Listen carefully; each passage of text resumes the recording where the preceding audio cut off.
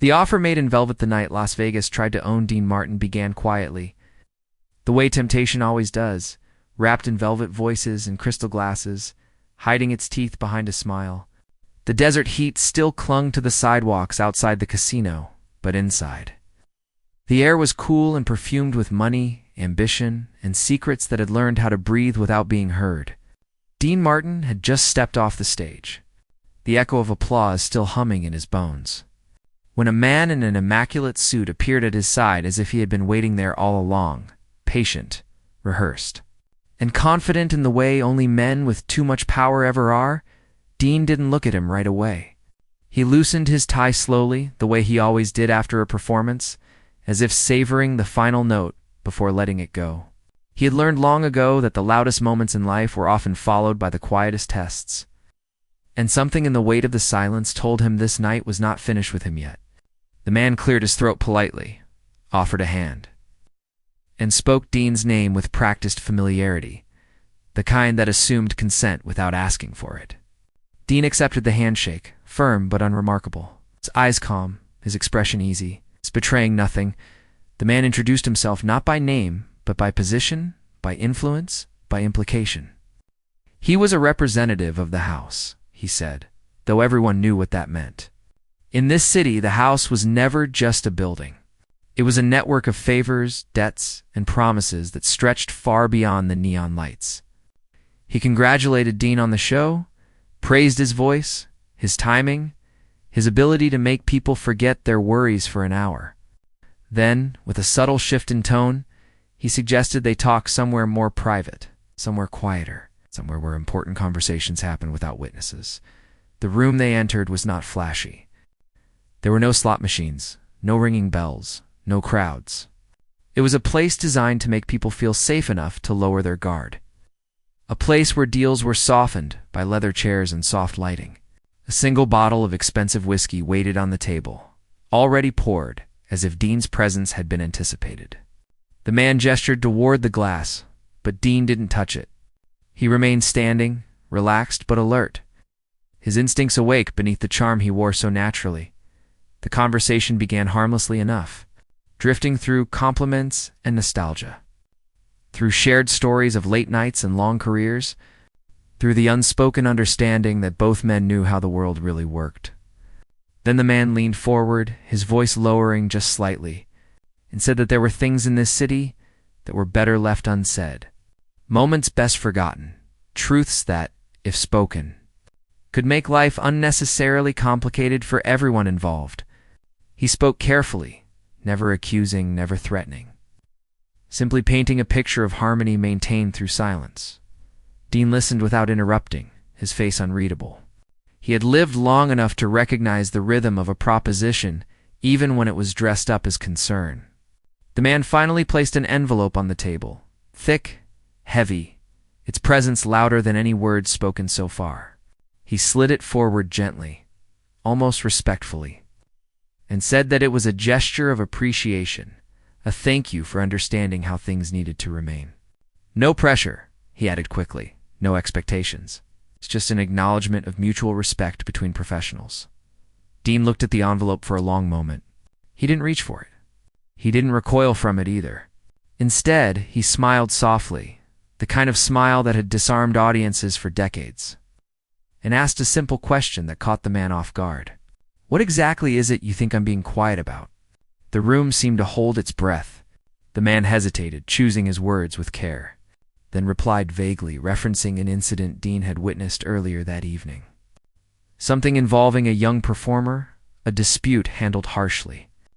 Something that could be misunderstood if told the wrong way. That was when Dean finally sat down. Not because he was persuaded, but because he wanted to look the man in the eye from the same level. His voice when he spoke was calm, almost gentle, but there was a weight behind it that came from decades of choosing the hard road quietly instead of the easy road loudly. He said he had seen many things in his life, good and bad, beautiful and ugly, and he had learned that silence could sometimes be kindness, but it could also be cruelty wearing a polite face. The man shifted in his seat. Sensing the conversation drifting away from his control, he reassured Dean that no harm was intended, that the casino took care of its own, that everything had been handled appropriately. He spoke of loyalty, of how this city rewarded those who knew how to stay in their lane. He reminded Dean, subtly, of how many doors were still open to him, how many opportunities remained, how unnecessary it would be to invite discomfort at this stage of his life. Dean leaned back, folded his hands, and listened. He didn't argue. He didn't accuse. He simply allowed the man to finish speaking, because Dean believed that people often revealed their truest selves when given enough room to talk. When the man finally fell silent, waiting for agreement, Dean reached forward and gently pushed the envelope back across the table, not aggressively, not dramatically, just enough to return it to its original place. He said something then that would later be repeated in whispers across dressing rooms and hallways, not because it was loud or clever, but because it was unmistakably sincere. He said that his voice had fed his family, healed his heart, and lifted others when they needed it most. And he would not trade it for comfort bought at the cost of someone else's dignity. He added that if speaking the truth made things uncomfortable, then perhaps the discomfort was necessary. The man stared at him, stunned, his confidence cracking just enough to reveal the fear beneath it. He tried once more, softer this time, suggesting that Dean didn't fully understand the consequences of refusing. Dean nodded, acknowledging the reality without surrendering to it. He stood, straightened his jacket, and said that consequences were part of life, but so was character. And only one of them stayed with you when the lights went out. As Dean walked toward the door, the weight of the decision settled on him, not as fear, but as clarity. He knew this choice might close doors, cost him favor, complicate future performances, but he also knew something else, something he had learned long before fame found him. A man's worth was measured not by how comfortably he lived, but by what he refused to sell. Outside, the noise of the casino swallowed him again. Laughter and music and the clatter of chips blending into the familiar chaos. No one knew what had just happened behind that closed door. No one applauded. No cameras flashed, yet something irreversible had begun. A quiet chain of events set in motion by a single act of refusal. Dean Martin returned to his dressing room, sat down slowly, and looked at his reflection in the mirror. The face looking back at him was older than it used to be, lined with years of joy and loss, success and regret. But his eyes were steady. He poured himself a glass of water, not whiskey, and allowed himself a moment of stillness. He did not yet know how far the consequences would reach, or who would be watching next, but he knew this. Whatever came, he would meet it standing, and somewhere deep within the machinery of that glittering casino. The echo of a rejected envelope lingered, louder than the music, louder than the applause, louder than the power that had believed it could buy silence from a man who had already decided what his voice was worth. When Dean Martin woke the next morning, the city already knew more than it should have. Las Vegas had always been a place where secrets dissolved faster than ice in a glass, but this felt different, heavier, as if the night itself had leaned in to listen and then whispered just enough to unsettle the wrong people. Dean felt it before he heard it, in the strange stillness that greeted him as he stepped into the corridor outside his suite. In the way the hotel staff smiled a little too carefully, spoke a little too politely, their eyes lingering a moment longer than usual, as if measuring him against an invisible question. By noon, the phone calls began, not the friendly kind filled with jokes and invitations, but the measured kind that pretended to be casual while probing for reassurance. A booking manager mentioned a sudden scheduling conflict for an upcoming show. A producer joked nervously about how rumors had a way of growing legs in this town. And an old acquaintance advised Dean, in a tone meant to sound brotherly, that sometimes the smartest move was to let things fade quietly. Dean listened to every call without interrupting, thanked each person sincerely, and hung up with the same calm he'd carried the night before, though beneath it something sharper had begun to form. A sense that the test he'd refused had only been the opening act. Late that afternoon, as the desert sun leaned low and painted the strip in gold, Dean left his hotel and walked alone. No entourage, no bodyguards. Just his coat collar turned up against the wind. He liked to walk when things felt uncertain. It reminded him that the world was larger than contracts and stages and rooms where envelopes waited on tables. Yet even here, amid the noise and neon, he felt watched, not by eyes alone, but by expectation, by a city accustomed to obedience dressed as loyalty. The first real sign came that evening when he arrived at a rehearsal space he'd used for years, a place that had never once been unavailable to him. The door was locked. A small notice hung crookedly at eye level, apologizing for temporary renovations. Dean stood there longer than necessary, not angry, not surprised, simply absorbing the message. Renovations, he knew, were the oldest excuse in the business. A polite way of saying access had been revoked without explanation. Inside his car, Dean sat in silence, hands resting on the steering wheel, the city lights flickering across the windshield. He thought of the young performer he'd seen the night before, the one whose voice had cracked not from nerves but from fear, whose mistake had been treated not as a moment to teach, but as an inconvenience to erase. He wondered where that performer was now, whether they had been warned, silenced, or simply replaced. And for the first time since refusing the envelope, Dean felt the weight of isolation press against him, not as fear, but as a reminder of how costly integrity could be when it stood alone. The following days unfolded like a slow tightening, subtle enough to be denied, deliberate enough to be unmistakable. Invitations stopped arriving. A planned television appearance was postponed indefinitely. Even friends, well-meaning and afraid, began to suggest distance, not because they doubted Dean, because they understood the reach of the forces he'd quietly challenged. No one said the casino boss's name out loud. No one needed to. In Las Vegas, power preferred to remain faceless.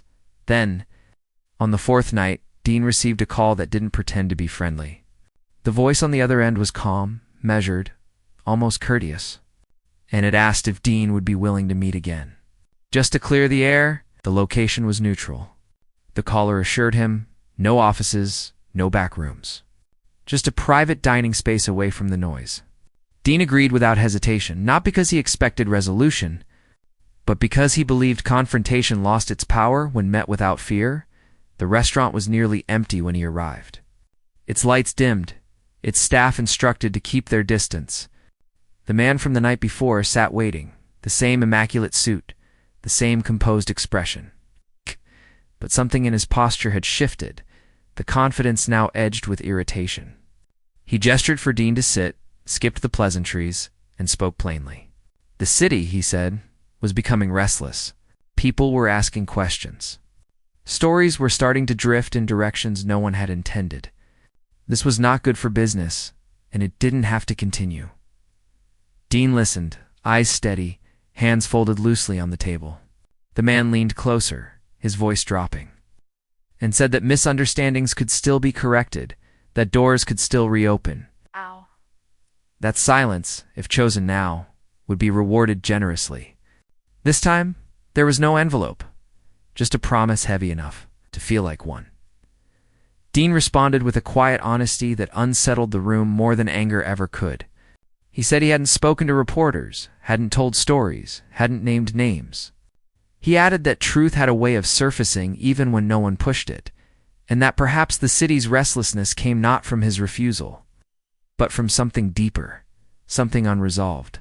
He reminded the man that respect could not be purchased retroactively, that it was built in moments when power chose restraint over force. The man's composure cracked.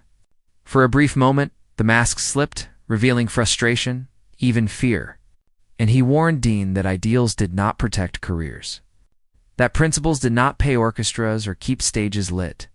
He said the world was not kind to men who confused morality with survival. Dean nodded slowly and replied that survival without self-respect was a quieter kind of disappearance, one he had no interest in experiencing. When Dean left the restaurant, he knew the line had been crossed, not by him, but by those who believed pressure would bend what money could not buy. The city responded swiftly. The next morning, a gossip column hinted at trouble behind the scenes, careful not to accuse but eager to speculate. Radio hosts danced around rumors. The silence Dean had maintained was being rewritten in voices not his own. and he understood then that refusing to speak did not guarantee peace. It only delayed the moment when others spoke for you. Yet something unexpected happened alongside the tightening grip. Quiet messages began to reach him from unlikely places. Handwritten notes slipped to his assistant, brief phone calls from musicians, stagehands, and performers who thanked him without explanation. A young singer left a note at the hotel desk that read simply, "I saw what you did. It mattered." Dean held that note longer than any contract he'd signed that year. Late one night, alone in his room, Dean stood by the window and looked out at the Strip, its lights blazing defiantly against the dark. He felt the loneliness of the stand he'd taken, but also its strange warmth, the sense that, while power could isolate, it could not erase meaning. He realized then that the real danger was not losing stages or favor, but allowing fear to rewrite who he was when no one was applauding. What Dean did not know yet was that the story had already begun to slip beyond the city's control, not through scandal or headlines, but through something far more dangerous to unchecked power. Quiet courage, repeated in whispers. The young performer he'd seen had spoken to someone else, and that someone had spoken again. And somewhere, far from the neon glare, questions were taking shape. Questions that would soon demand answers no envelope could contain. As Dean turned away from the window, a knock sounded at the door, unexpected and insistent. He paused, listening, his instincts alive, knowing that whatever waited on the other side would not be ordinary. The silence that had been offered for sale had refused to obey. And now it was moving, gathering weight, preparing to reveal just how much one man's calm refusal could unsettle an entire city built on control. When the house begins to listen by the time dawn broke over the desert, Dean Martin already knew that the night's knock had not been meant to frighten him. It had been meant to measure him. He had opened the door to find no threat, no messenger. Only a small envelope slipped beneath the frame. Thin this time, lighter than the last, as if whoever sent it understood that weight alone no longer worked. Inside was not money, not a contract, not even a warning, just a single card with a date, time, and a location written in careful ink, the kind that suggested patience rather than urgency. It was an invitation, not a command. And that distinction mattered more than anyone sending it realized. Dean spent the morning in deliberate quiet, the kind that let memory settle into clarity. He brewed coffee himself, stood by the window, and watched the city wake as if it were a living thing, stretching its limbs after a long night of excess.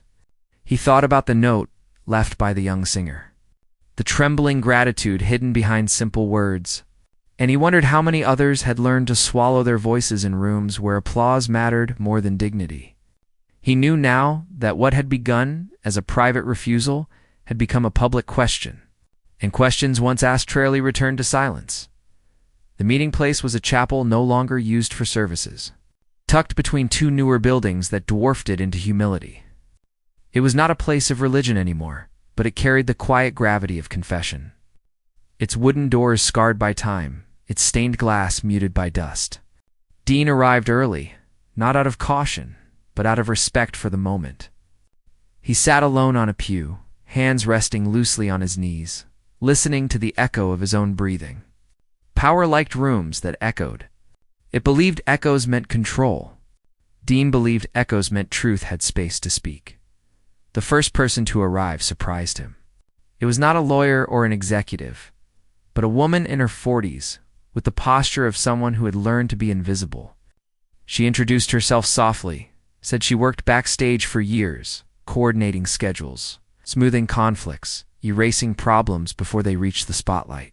She told Dean she had seen the incident, the one everyone pretended hadn't happened, and that she had tried to intervene before being quietly reassigned to a less visible role. She didn't ask him for anything. She only thanked him for not taking the envelope, because it had reminded her that courage could still exist without permission. Then another arrived, and another, each with their own version of the same story told from different angles. A stagehand who had watched performers escorted out without explanation, a pianist whose contract vanished after speaking up, a technician who learned which cameras to turn away and when. None of them accused anyone by name. None of them shouted, They spoke with the exhausted precision of people who had been carrying weight too long and were relieved to set it down. Only for a moment. Dean listened, his presence steady, his silence intentional. He did not promise justice. He did not offer solutions. He understood that the most powerful thing he could give them was not a plan, but belief that their stories were worth being heard, even if no one ever heard them again. The chapel filled with a quiet electricity, the dangerous kind that comes not from anger, but from shared recognition.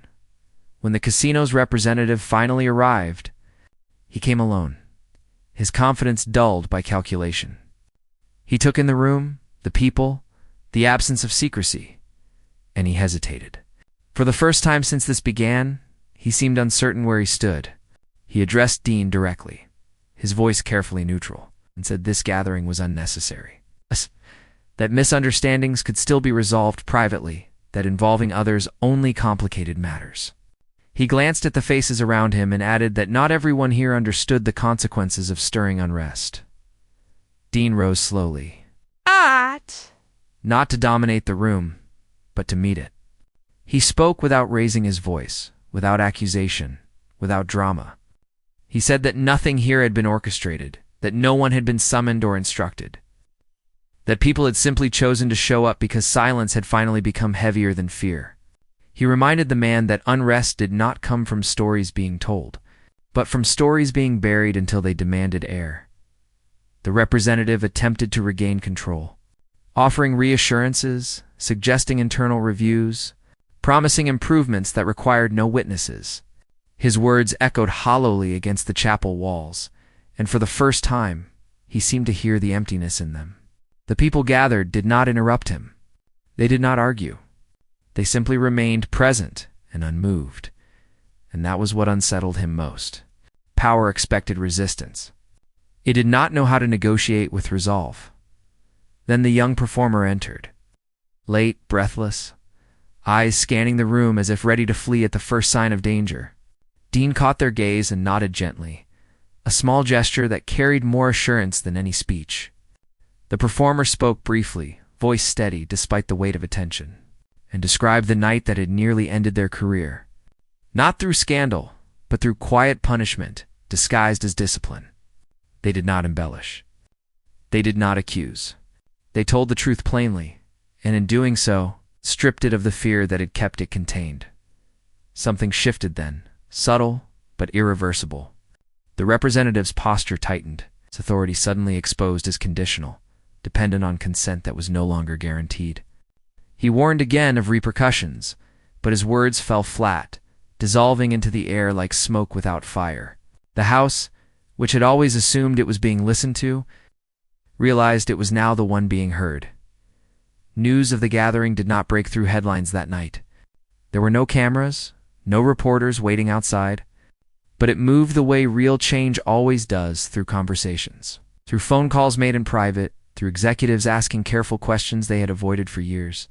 The city began to feel the tremor, not as scandal, but as unease.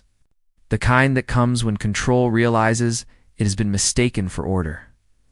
Later, alone again, Dean returned to his room, exhaustion settling into his bones. He knew this was no victory.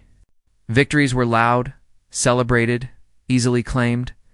This was something else entirely, a fracture, small but spreading, created not by force, but by refusal. He understood now why the envelope had been lighter the second time. It was not an offer anymore. It was a test, and the house had failed it. As he turned out the lights, Dean felt the weight of what was coming. The backlash, the attempts to discredit, the pressure to retreat. But beneath that weight was something steadier, something unshakable. The knowledge that silence, once broken with integrity, could never be fully restored. The house had begun to listen, and listening in like fear had a way of changing everything. The city did not react the way Dean Martin expected, and that, more than any threat or warning, told him just how deep the story had gone. Las Vegas did not erupt into chaos, nor did it rush to punish him openly. Instead, it did something far more dangerous to those who depended on control. It paused. The lights still burned, the casinos still hummed, The shows still sold tickets, but beneath the surface there was hesitation. A subtle stutter in the rhythm of a place that prided itself on never slowing down. People began to listen more carefully. Two read between lines that had once been accepted without question, and in that quiet attention, power began to feel exposed. Dean felt the shift in small, almost invisible ways. A venue that had quietly dropped him weeks earlier called to ask, cautiously, whether he might still be interested in a limited engagement. No pressure, they said, just a conversation. A producer who had avoided him suddenly remembered an unfinished project and wanted to revisit it, emphasizing how much Dean's presence still meant to audiences. None of these calls mentioned the chapel or the stories shared there, or the casino boss whose name remained carefully unspoken. They didn't need to. The absence itself was confirmation that something had changed. Yet the real test came not from those trying to reconnect, but from those trying to erase what had begun. A late-night radio segment hinted that Dean had become difficult. That age had perhaps made him sentimental, that his recent decisions reflected a misunderstanding of how modern entertainment worked. The words were smooth, almost sympathetic, designed to sound reasonable while planting doubt.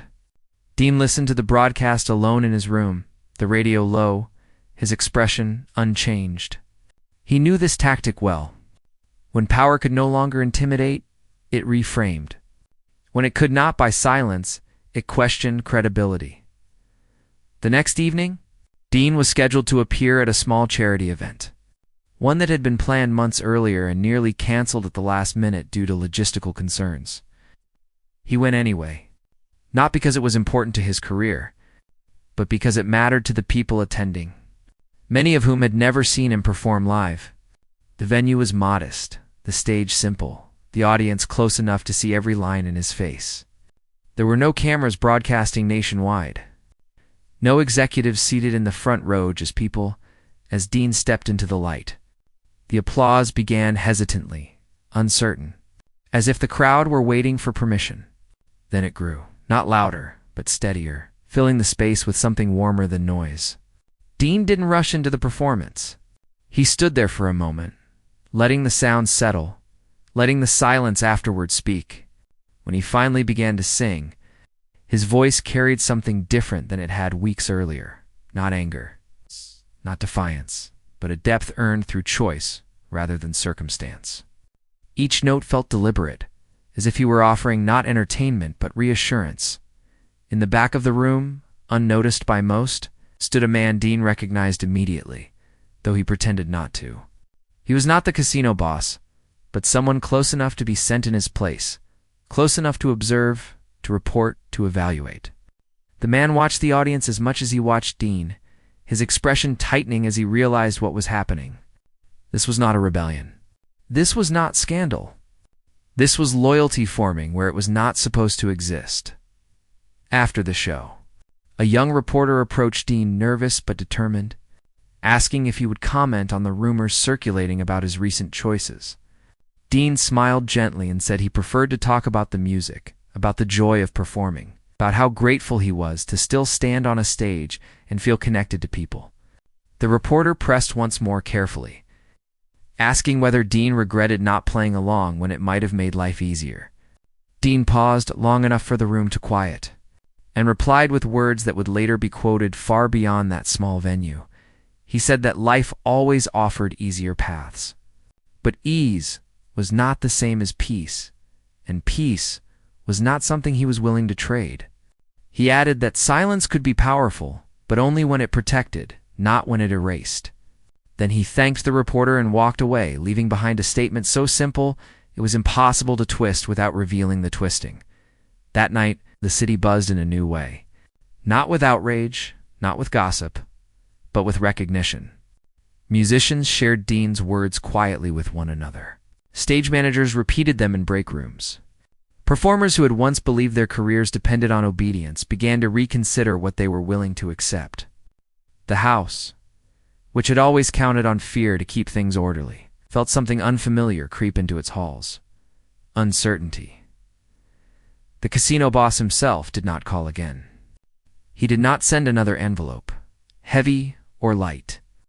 Instead, policies began to change quietly, without announcements or apologies. Oversight committees were formed.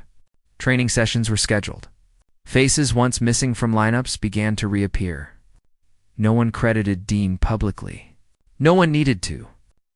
Change rarely announced its source when it wanted to survive. Weeks later, as Dean prepared to leave the city, he returned once more to the Strip, standing at a distance. Watching the lights with the same calm he'd carried through every confrontation, he knew he had not dismantled power or rewritten the rules of an industry. What he had done was smaller and therefore more lasting. He had refused to disappear quietly, and in doing so, had given others permission to remain visible as his car pulled away. A marquee lit up in the distance, advertising a new show, a new name, a young performer finally given a fair stage. Dean noticed it and smiled, not because he expected gratitude, but because the outcome spoke louder than applause ever could. The city would continue, flawed and dazzling, but something in it had shifted, just enough to remind everyone watching that integrity, once witnessed, could not be unseen.